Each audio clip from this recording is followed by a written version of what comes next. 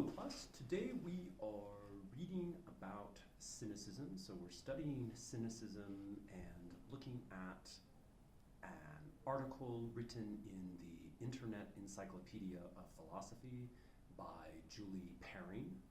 And Julie Perring is a philosophy professor who teaches out of the University of Arkansas, and she's now at Northern Arizona University.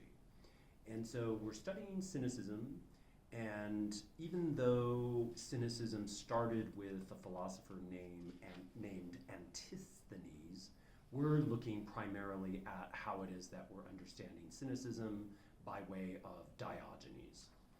And Diogenes was born in 413 BC and dies in 323 BC. And the first thing that we need to clarify is that there is a common understanding of cynicism that we need to challenge in relation to the ancient version of cynicism. So with the common understanding of cynicism today that we are then going to be challenging is that cynicism is a position whereby we're believing that people are motivated by self-interest. So to indicate that someone is cynical, you could be indicating that they're believing that people are motivated by self-interest. Likewise, that they're distrustful of someone's integrity, or also that they're believing that people are inherently dishonest or selfish. So when you're suggesting that someone is cynical, it's usually a derogatory term, and that's to indicate these points on being distrustful of others' integrity, so on and so forth. And so what we're thinking of there is that we're challenging that with the ancient version of cynicism by way of Diogenes. And also to recall that unlike Plato's Academy and Aristotle's Lyceum, the Cynics did not have a formal school. Basically, they taught philosophy in the streets of Athens. And also, too, one thing that we want to notice as well is that the Cynics, like the Epicureans and also like the Stoics, were intrigued with this idea that we are studying and practicing philosophy as a way of life to get to a state of eudaimonia. So in other words, cynicism is a eudaimonic philosophy, which is another way to indicate that it's a way of practicing philosophy to lead a better life. And so cynicism is also a way in which we are practicing a life by way of training, and we'll talk a little bit more about that also. And a cynic is also aimed at getting away from arrogance, and as we pointed out, it's also eudaimonic. And to be cynical, or to characterize how it is that we're understanding cynicism in an ancient sense, it's sometimes referred to as a way in which we are aiming to be free from smoke. So in other words, that smoke there is a way in which we're thinking about getting away from the constraints of contemporary society, and likewise culture and convention that distract us from what it is to be human, and likewise how it is that we're leading a better life. And also too, the root word of cynicism has to do with dog-like behavior, and that's because the ancients thought that the cynics were living their life toward natural way of living similar to how dogs are. And then also too, as soon as I say that, I remember that we need to emphasize that just like the Stoics and similarly to the Epicureans, we're also seeing that to be eudaimonic is also to live closer to nature for the cynic, and most specifically how it is that you are gearing your life to be way in which you are living a pure life. And to be cynical is also in an ancient sense, is also characterized by being rude and crude, similar to a dog. So in other words, you're living a crude life to be dog-like, and also to be closer to nature is the idea. And as I pointed out before, cynicism was started by or founded by Antisthenes, but we more focus on how it's understood by way of Diogenes. And also, all of these schools of thought, if I haven't pointed it out already, were also inspired by the life of Socrates. So Socrates did live a relatively simple life, and so the ancients were also inspired by his simplicity. There's a quote of Diogenes, something like, "Dogs and philosophers do the greatest good, yet get the fewest rewards," unquote. And to be cynical is to work on a way in which you are focused on a natural way of living, so to speak, to get to eudaimonia, as we pointed out, and to challenge how it is that you understand custom, or the Greek word for that is nomos. And the story behind that also is linked to the Oracle of Delphi, where the Oracle of Delphi, by way of the god Apollo, told Diogenes that he should deface the currency. So the defacement of currency is a way in which we're seeing cynics as challenging custom. Okay, so it's a metaphor for the way in which Diogenes was challenging custom. And so Diogenes is also known to claim, that his dead body should be thrown over the city walls and fed to the dogs. So in that respect, you could see how he wasn't transfixed with the way in which we're honoring even the dead body by way of custom in order to return back to nature.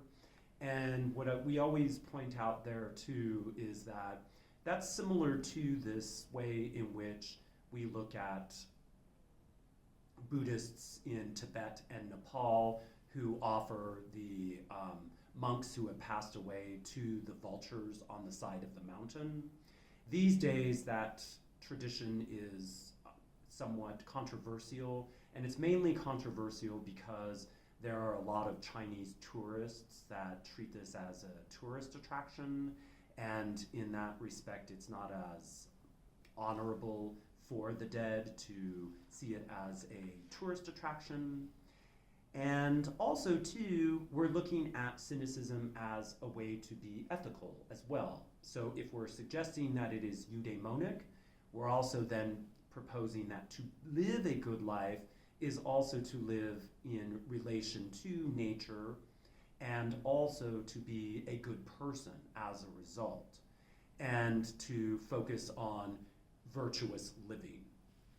And so this also is, very similarly to Epicureans and likewise Stoics, linked to the way in which we are attaining such a virtuous life by way of prioritizing how it is that we're reasoning in order to be ethical, and likewise in order to challenge custom, so on and so forth. So the Cynics were, as we proposed, a way in which we are steering our lives away from social convention to challenge convention and likewise social customs. And also, too, social conventions for the Cynic are representative of a hindrance to the good life. So conventions are not bad overall, yet they tend to distract us from living a life with nature. And what I like to do too is propose here that to challenge convention could also look like challenging things like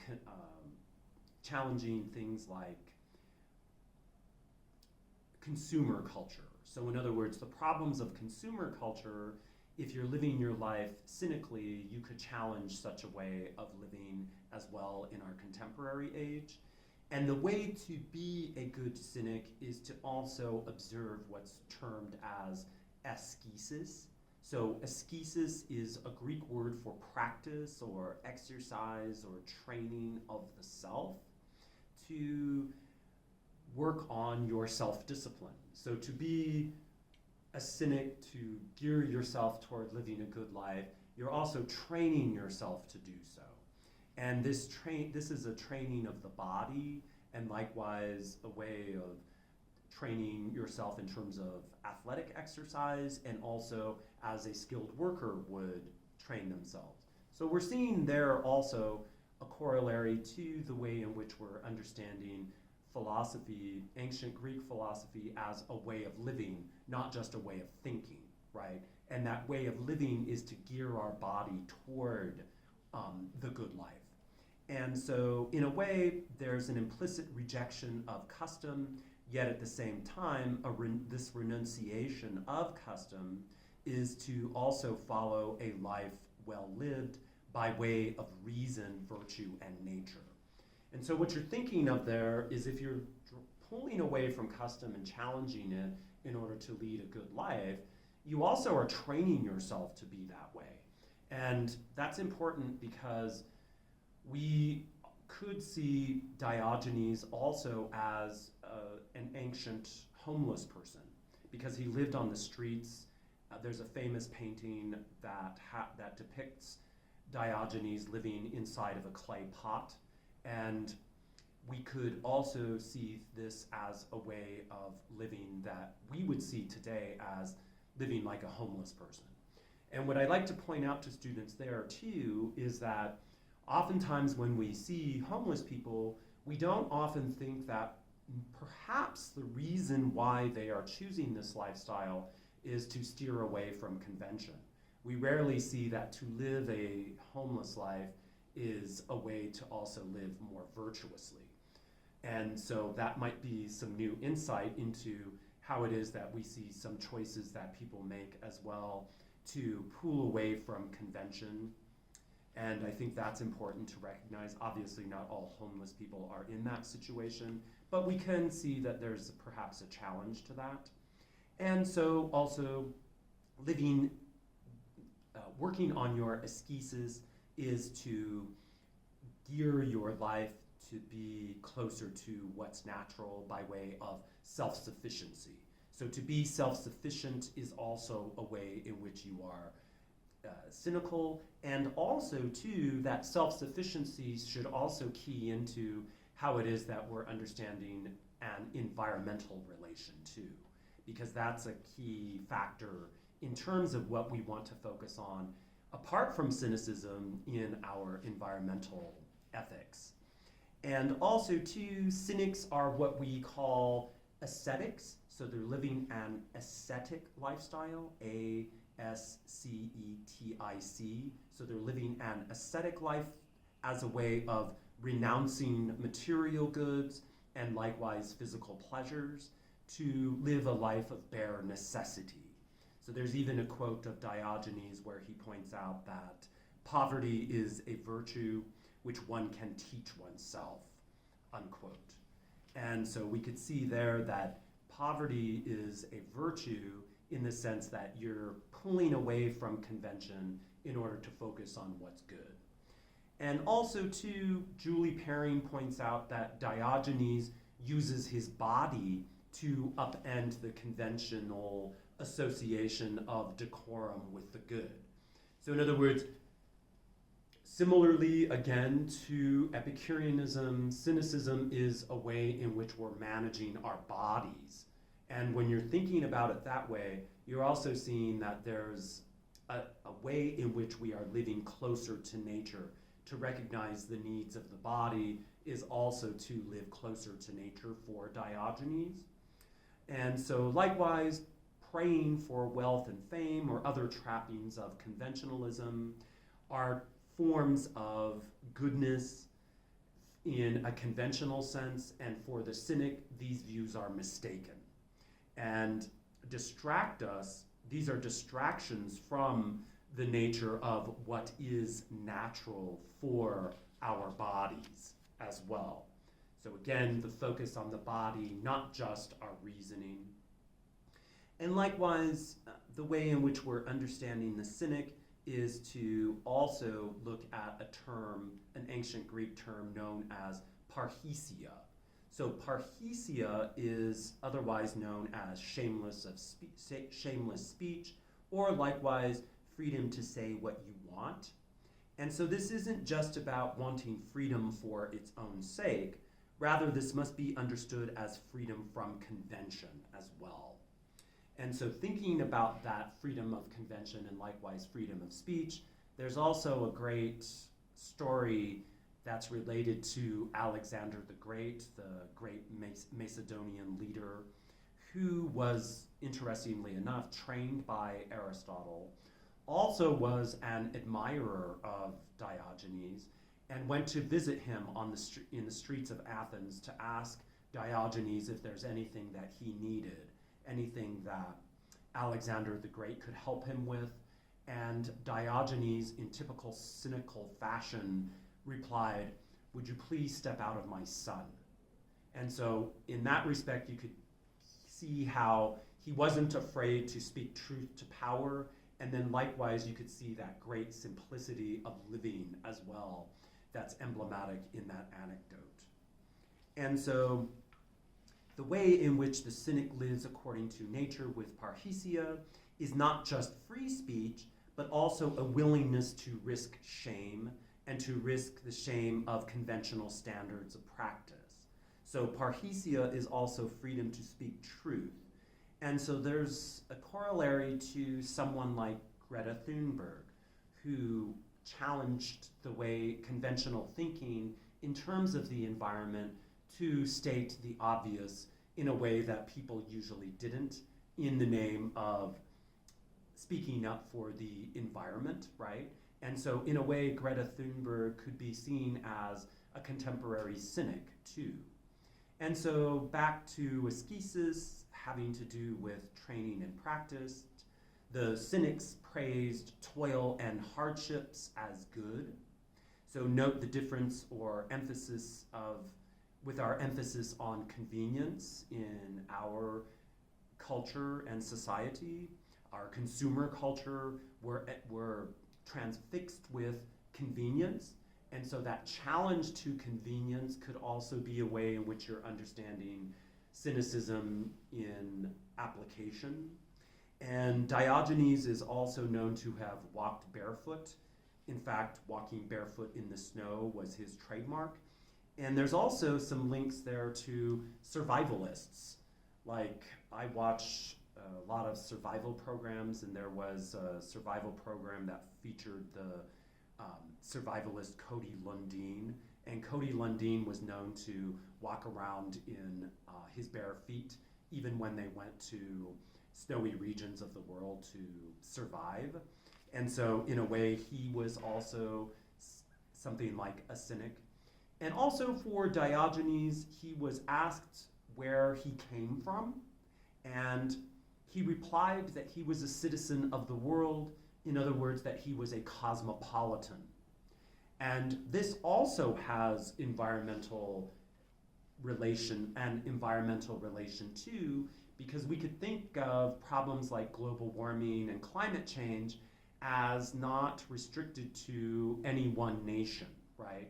In other words, all people on Earth have an interest in considering their own contribution to global warming and climate change. And so in that respect, to refer to the cosmopolitan is also to refuse to play into convention and see yourself identified in a nationalistic way. And so also, hence we might extend this to place emphasis on a non-anthropocentric view of environmentalism, whereby emphasis is placed on the whole of nature, not just our human contribution to nature as well. And that's interesting to point out about cynicism. And so to give a glance at how it is that we understand cynicism is also to recognize how cynicism has this overlap to environmentally ethical practices as well. And I think that's important for us to recognize as we get going. So we'll leave it there. Thank you and have a wonderful day. and we'll talk more about cynicism and talk to you later.